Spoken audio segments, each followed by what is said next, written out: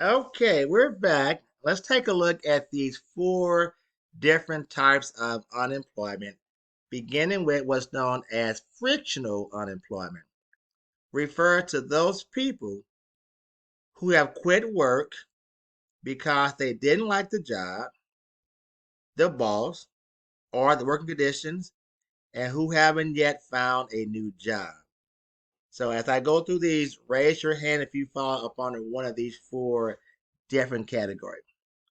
It also refers to those people who are entering the labor force for the first time, example, new graduates, or return to the labor force after significant time away, for example, parents who have raised their kids come back to work.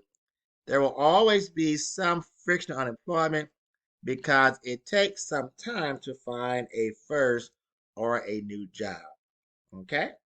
With structural unemployment, refers to unemployment caused by the restructuring of firms or by a mismatch between the skills or location of job seekers and the requirements or location of available jobs.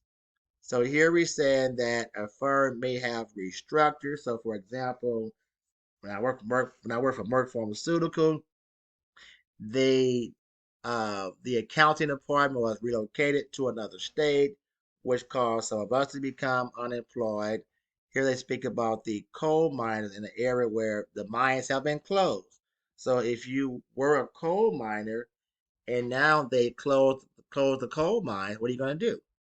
Okay, so structured employment sometimes is based upon restructuring by firms. Cyclical unemployment occurs because of a recession or a similar downturn in the business cycle, the ups and downs of businesses' growth and decline over time.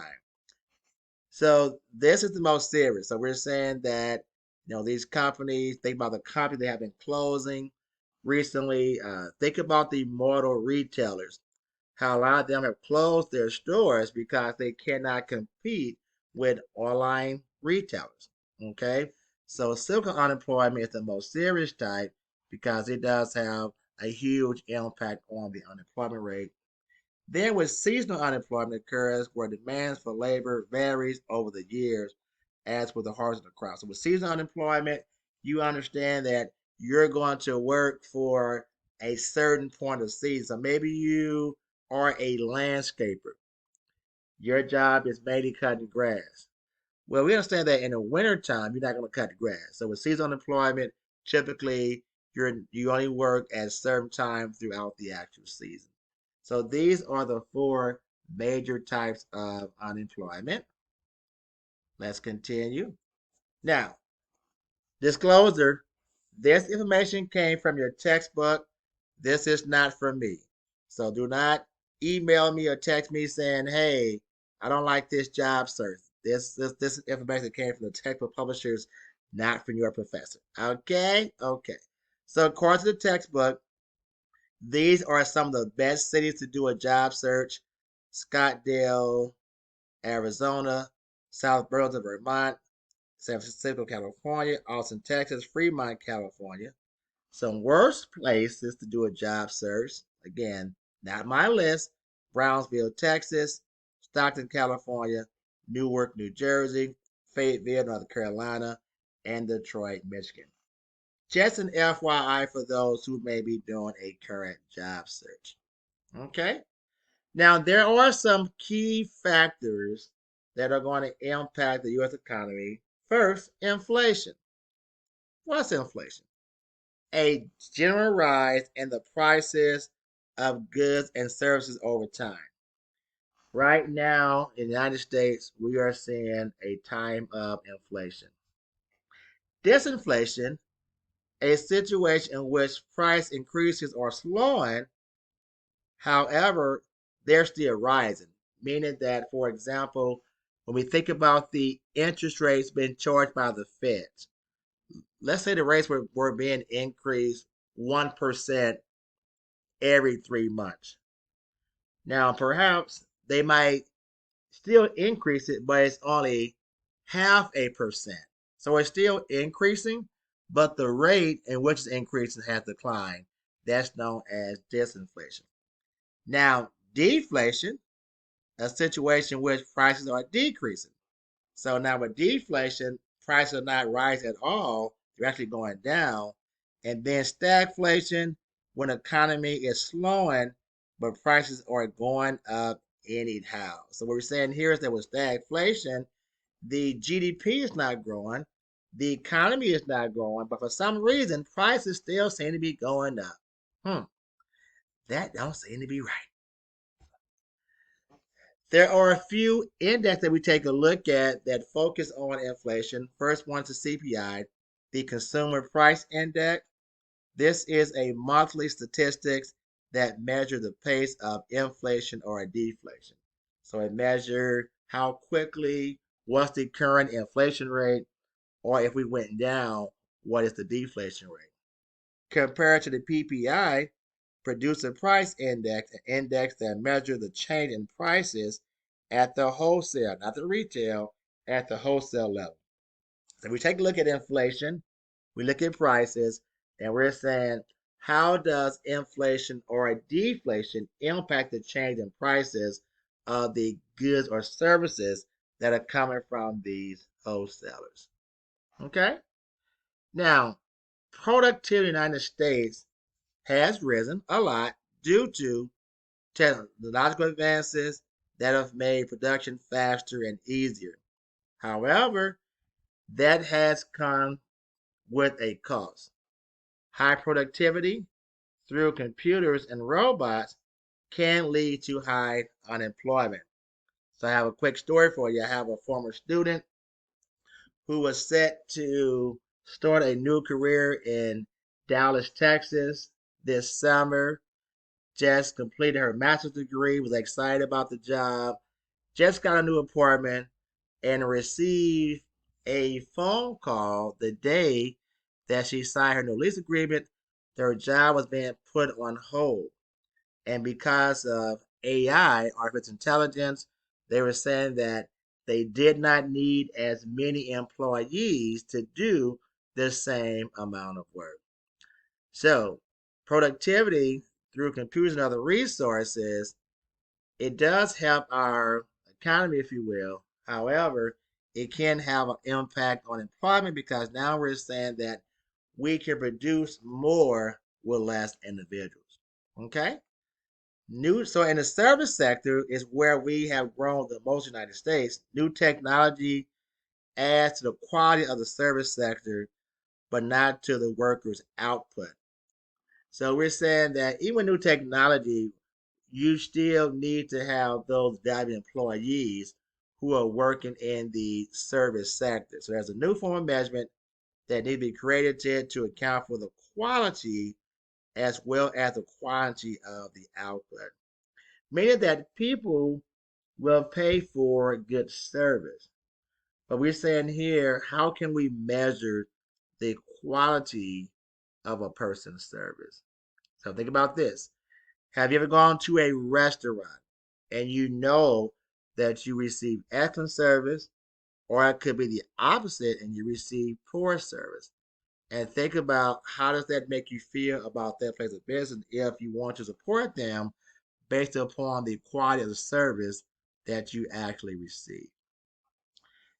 Business cycles deals with the periodic rise and falls that occur in economies over time.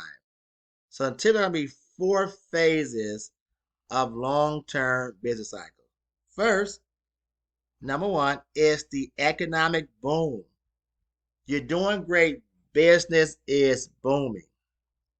Or you could be in a recession, which means there are two or more consecutive quarters of decline in your gross domestic product for your business. So, two or more.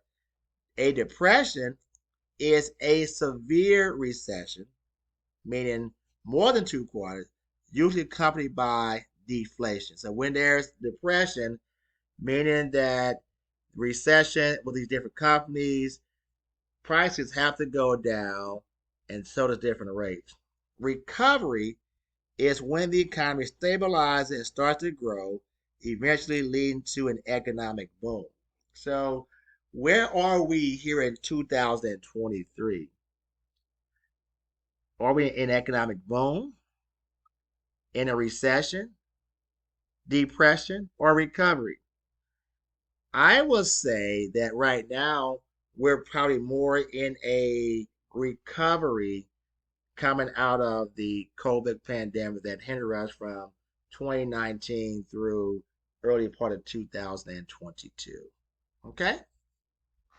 Stabilizing the economy through fiscal policies. So, fiscal policies are policies by the federal government to keep the economy stable by increasing or decreasing taxes or government spending.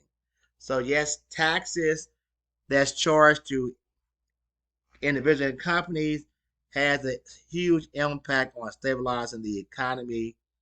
The Keynesian economic theory that a government policy of increasing spending and cutting taxes could stimulate the economy in a recession. So they're saying that if the government is spending more but cutting taxes, meaning that from the government standpoint, taxes are said to be revenue. If this takes place, that could put the economy in a recession. So, two main tools of a fiscal policy are taxation, which is controlled by the government, and the amount of spending that's been done by the government. Okay? National deficit. You always hear about the national debt. So, what is that? Well, the national deficit is the amount of money the federal government spends beyond what it collects in taxes for a given fiscal year. So again, the amount of money the federal government spends beyond what it collects in taxes for a given fiscal year. Deficits increase the national debt. So every year in which they spend more than what they collect in taxes, that's going to increase the national debt. National debt is the sum of the deficits over time. Now, if there's a national surplus, when the government takes in more revenue than when it spends, and if there's a surplus, that's going to decrease the national debt. Okay? What is our debt? The national debt has reached over $25 trillion. Yep, I said it. The national debt has reached over $25 trillion. So to put that in perspective, if one of the bills were stacked, the national debt will stretch over 1,575,000 miles. And to put that in perspective, the moon is only 238,000 miles away. So right now we owe a lot of money. If you want to know more about the national debt, you can click on this link to get more information about the current status of our national debt. Last slide. The monetary policy is to keep the economy growing. The monetary policy focuses on the management of the money, supply, and interest rates by the Federal Reserve Bank. So when the government starts raising, lowering interest rates, determine how much money they're going to print out, that's all part of the monetary policy. So, of course, their most visible role is raising lower interest rates. As of right now, we know that interest rates increased from 2% maybe 5 years ago to over 9% here in 2023. So when the economy is booming, the Feds tend to raise interest rates. So we are kind of in that phase right now. And when we're in a recession, the Feds tend to decrease interest rates. The end. This will conclude our Chapter 2 video lecture. I hope you have enjoyed this. So now get prepared to complete your Chapter 1 homework assignment as well as your Chapter 1 quiz. Bye-bye.